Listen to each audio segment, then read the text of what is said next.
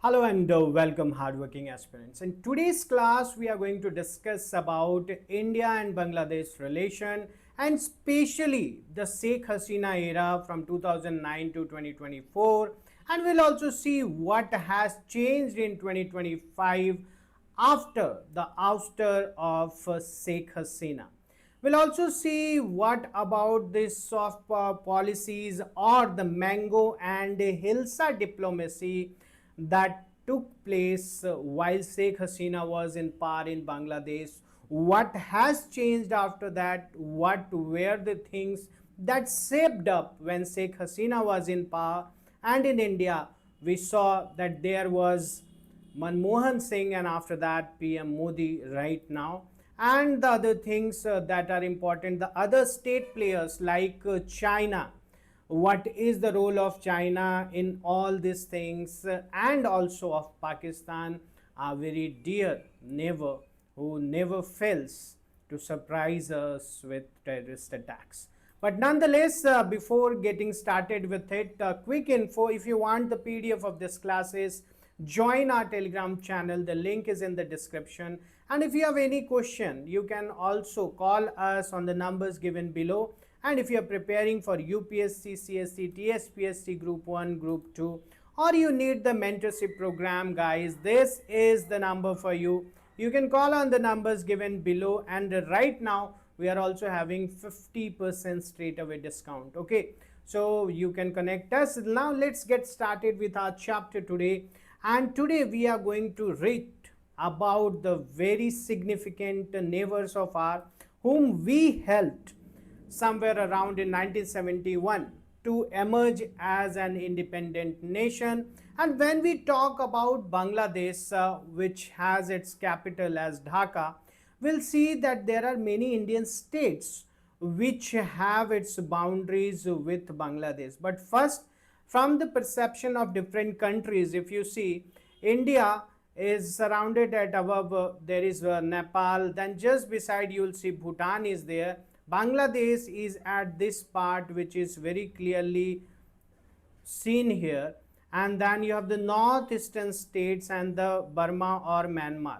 Now if you see nicely, you will understand that Bangladesh is somewhere the other in the midst of India. Okay, you'll see the Calcutta or West Bengal at this part and the northeastern states on the other side. Okay, so that is something that makes Bangladesh strategically very important. You must have heard about the chicken neck. Okay, so we will also see that in coming up classes of how this international relations, and we'll also see the details what happened after India's independence and how the foreign policy and the international relations have shaped up. Okay, so if you see from the perspective of states, so you basically have 5 states which have borders with India. Number 1, you have West Bengal, which has a border with Bangladesh. Then you have Meghalaya having the border with Bangladesh. Assam is also having the border with Bangladesh, you can see here. And then with that you will also have Tripura and also Mizoram. So these are the 5 states along with Manipur. Those have, guys, the border with Bangladesh. You should remember this. This is important point.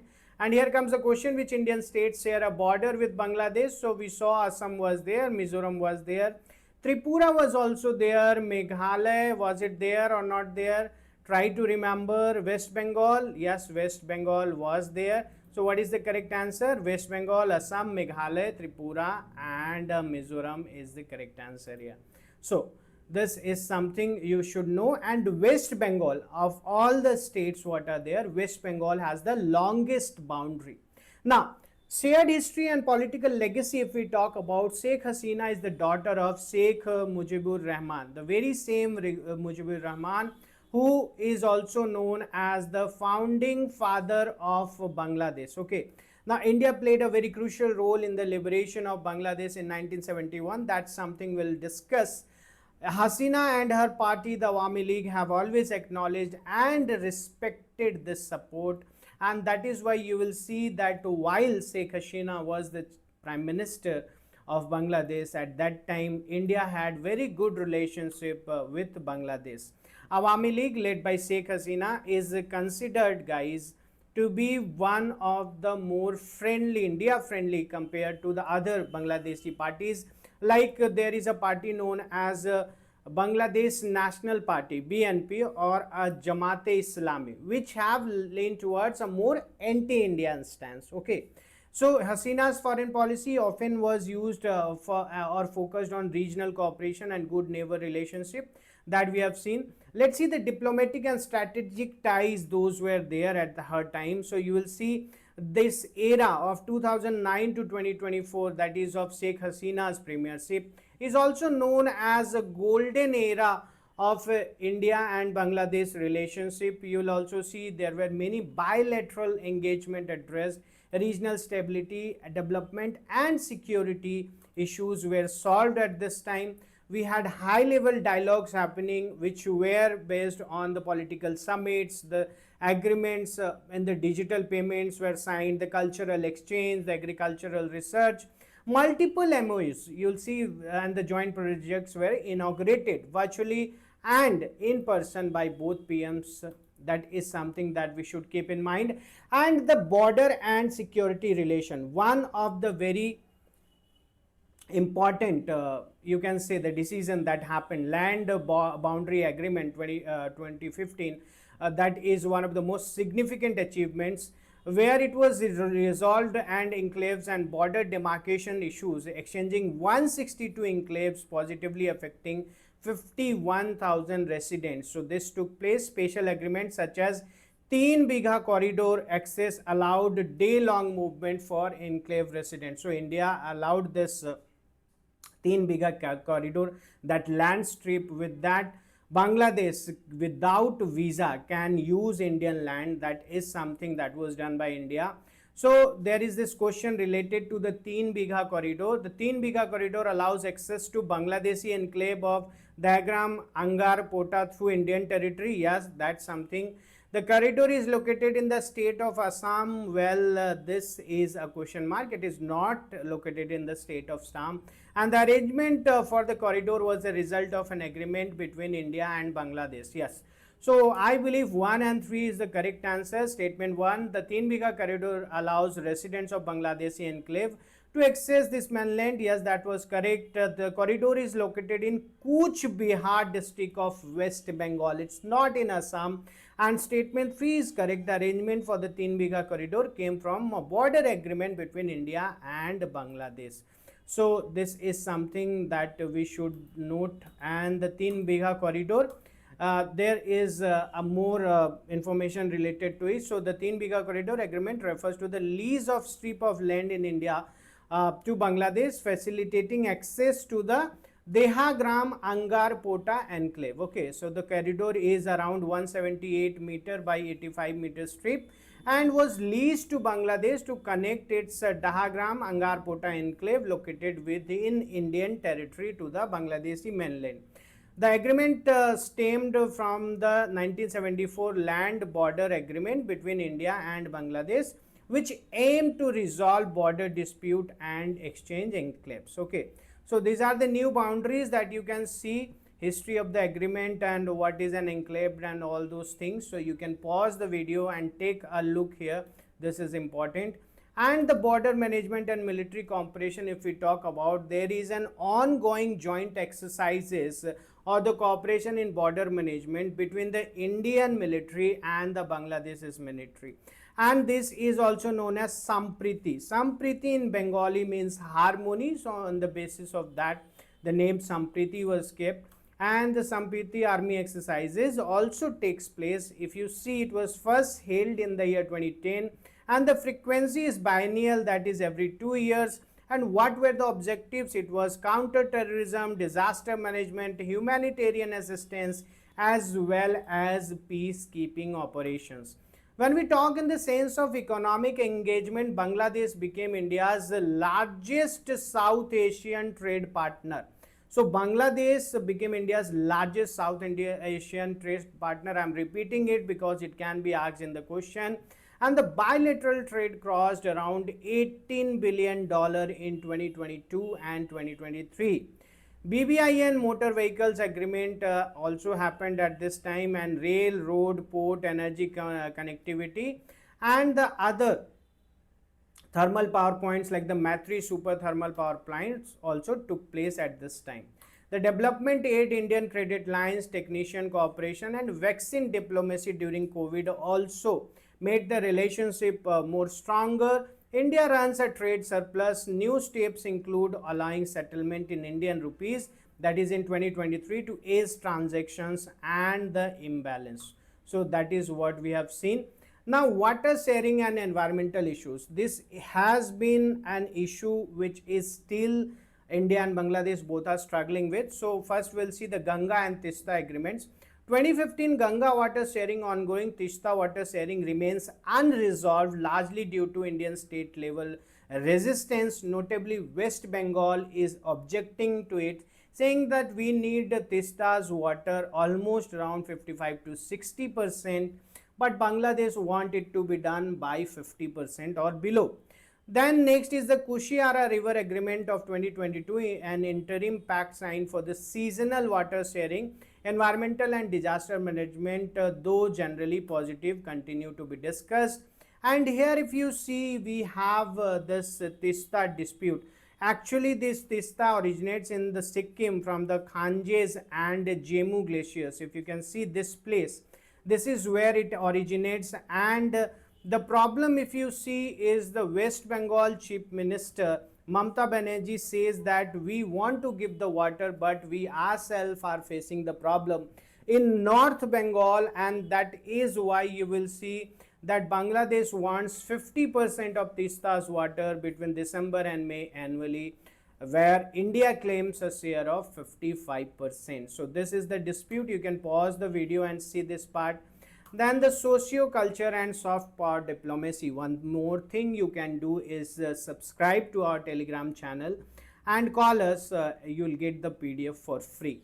So the cultural and educational ties are also there. Expansion in educational exchanges, scholarships, and the cultural events are something that had made the relationship between India and Bangladesh very strengthened. Then we also see the heritage sites between India and Bangladesh. We have Sundarbans, that is the mangrove forest. We have the Baul tradition, the spiritual songs, and the intangible cultural heritage. The Gaur or the Pandava, that is the West Bengal, India, and the Gaudas, that is the Rajshahi, Bangladesh. Then we also have the Shakti Peeths, like in India we have in West Bengal Kalighat, in Kolkata we have Tara Peeth, in West Bengal. In Bangladesh we have Jesoreshwari, we have Sugandha and Kirnomoi. So these are some of the Shakti Peeths where Devi is worshipped.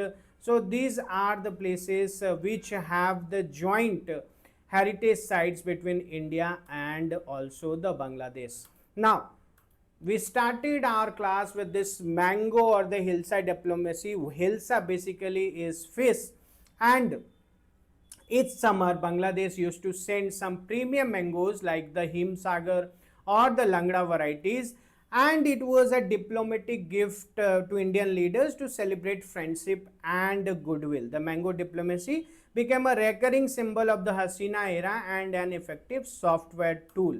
But after her, the things have changed. And what has changed? Well, there was a political upheaval that we saw in 2024. Mass student and civil society led protest forced Sheikh Hasina's resignation, and then she went into exile in India. Nobel laureate Muhammad Yunus heads the interim government, and we also see the once warm ties entered a readjustment phase. India sheltered Hasina, straining relations with the new Bangladesh government, because Bangladesh thinks that Hasina should be handed over to the Bangladesh government and the law should take over. But there are some insights, those have to be discussed first. The first Modi and Muhammad Yunus meeting that happened in April 2025, that was on the sidelines of a regional summit in Bangkok, Thailand on April 4, 2025. This meeting was described as a constructive, productive and fruitful by UNICEF's office, with both leaders appearing in warm interactions. Modi reiterated that a democratic, stable, peaceful, progressive and inclusive Bangladesh is the need of the hour, and we should have the positive and constructive relationship. However, he also repeated concerns about alleged atrocities against the minorities, that is the Hindus there. And the Yunus for his part raised Bangladesh's complaint about Hasina's statement from exile in India. So this is the geopolitical implications right now. If you see China factor, China's growing influence in Bangladesh, including potential financing for the Teesta River project, represents a strategic challenge for India. The Yunus government's tilt towards China reverses Hasina's India's first approach. Then when you see Pakistan dimensions, improved Bangladesh-Pakistan relations under the interim government concerns India. This represents a significant shift from Hasina's period when Pakistan-Bangladesh ties were minimal. And the regional balance, the uncertainty in India-Bangladesh relations affects broader South Asian dynamics and India's neighborhood first policy. The transition highlights the risk of over-dependence on individual leaders for bilateral relationships. So when you see the summary table, the key developments that happened between 2009 to 2025, what is the difference from the Sheikh Hasina era of 2009 to 2024 and the present era of 24-25. When we talk about the strategic partnership, it was deep, trusted, high level at the time of Sheikh Hasina, but it is under review and more cautious engagement being done now. When the border issues, if you see, land border agreement happened at that time, improved management. Now you see some flares and minor dispute continuing. The trade and connectivity, it was record volume, joint rupee settlement, new projects happened. Most projects continue, future deals are but unclear. Security cooperation, extensive anti-insurgent action, joint exercises happened, ongoing but less robust.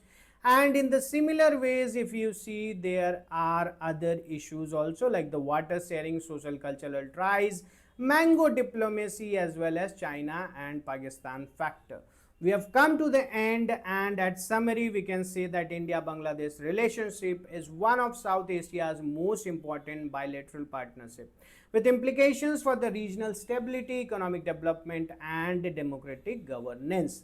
But the current situation right now is challenging, but having the deep historical, cultural and economic ties between the two nations, we have a foundation to sustain the cooperation. So with that, we have come to the end of the class. Let's very quickly see some of the questions so that you can recap some of the points. So West Bengal shares the longest land boundary with Bangladesh among all Indian states. We did read it, and yes, it was correct.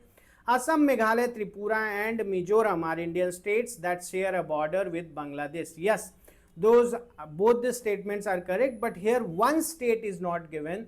Please tell me in the comment which state is not given and what is that state along with these four who share the boundaries with the Bangladesh.